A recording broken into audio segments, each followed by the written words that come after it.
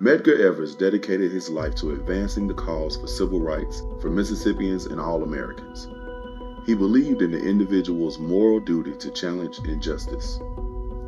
Medgar's experiences in World War II and at college would pave the way for his work as Mississippi Field Secretary of the NAACP.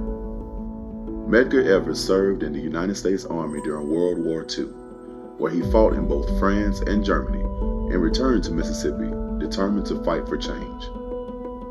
Following the war, Evers enrolled at Alcorn A&M College on the GI Bill and met his future wife, Myrlie Beasley.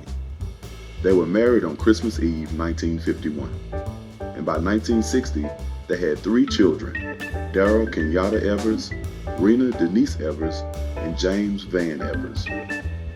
The newlyweds moved to Mountain Bayou in 1952 and went to work for Dr. T.R.M. Howard, mentor, civil rights leader, and founder of the Regional Council for Negro Leaders. Medgar sold insurance policies to sharecroppers, and Myrlie worked as a secretary in the office. They witnessed the poverty and despair in the Delta, inspiring Medgar to work for change. Medgar began to recruit members for the NAACP and became program director for the Regional Council for Negro Leaders. Evers' desire for his children to have a better life fueled his decision to apply for law school at the University of Mississippi as part of an NAACP desegregation plan. Submitted on January 16, 1954, his application languished for months before being rejected. Although Evers' attempt was unsuccessful, his initiative and drive gained the attention of the NAACP leadership. In December 1954, he became the first field secretary in Mississippi for the NAACP, where he investigated and documented many well-known civil rights-related murders. In 1955, he went to Belzona when George Lee was killed, to Brookhaven for Lamar Smith, and to Money for Emmett Till. Each case increased his resolve to keep fighting for racial equality.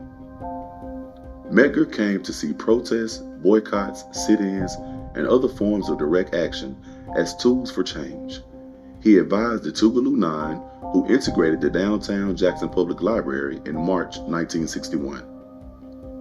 He organized the 1961 and 1962 boycotts of the segregated Mississippi State Fair and businesses on Capitol Street.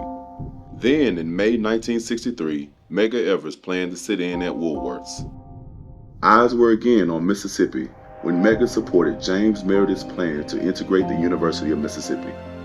Meredith's successful enrollment in 1962 completed the endeavor that Evers began with his application in 1954. In 1961, Evers helped to form the Council of Federated Organizations, known as COFO. In the early morning hours of June 12, 1963, Medgar Evers was assassinated outside of his home in Jackson. Myrlie Evers took up the torch and carried on her husband's legacy. She became a powerful voice advocating for change. That he would have told you, as he did when he was alive, that one man cannot do the job. It takes many of us. And calling for justice for her husband and all those who have been victims of racial violence. It wasn't until 1994 that a jury finally convicted Medgar's murderer. In 1995, Myrlie Evers became chair of the National NAACP Board of Directors.